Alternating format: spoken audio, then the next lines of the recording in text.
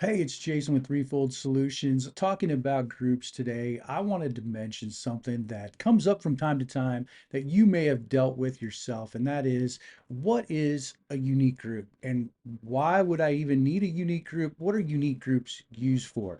So, I wanted to make a quick video just to kind of explain what's the purpose of a unique group in Planning Center groups.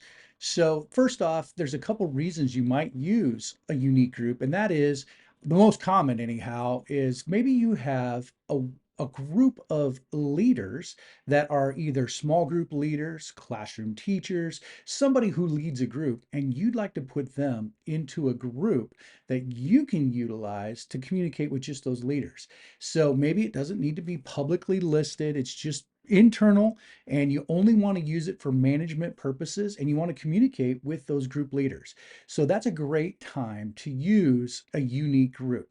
Now, I'm going to demonstrate what a unique group is and how to set that up in Planning Center in just a minute. But I wanted to at least give a quick little introduction into the fact that sometimes lists can be a group.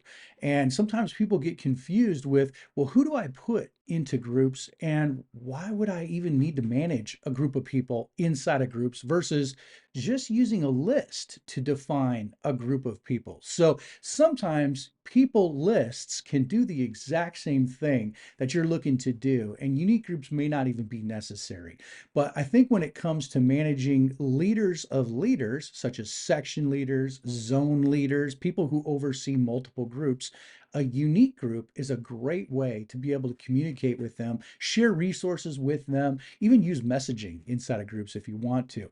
Now, if you're looking to organize and kind of put together another type of group, such as something specific to staff members. Now, staff members on your team, that could be a group.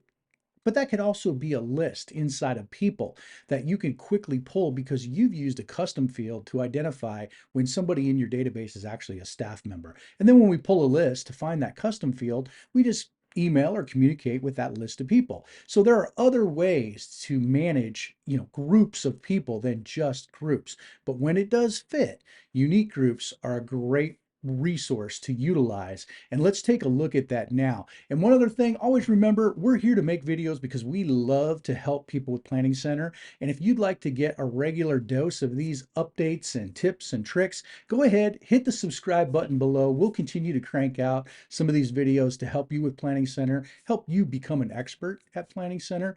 And always remember, Threefold Solutions is here to help you. If you ever have a challenge where you need coaching or training, or you're actually looking to make the plunge and you've just stumbled upon this video thinking, wow, I'd like to use Planning Center, but we're stuck in XYZ platform and I have no idea how to make that move from Planning Center, or I'm sorry, from my system over to Planning Center. That's what we're here for. Check us out at threefold.solutions and it'll explain exactly where we can help you. Let's go take a look at that video now.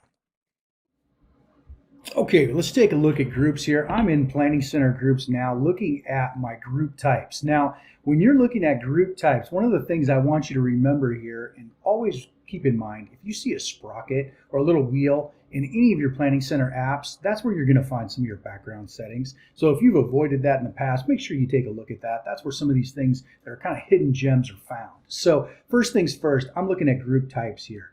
Now, group types are what we see here. Small group, life groups, students, seasonal classes, community groups, however you want to label those, they all generally mean the same thing. And that is, they're basically groups of people that are organized and we're wanting to manage them. So, first things I'm going to show you is jumping over to groups.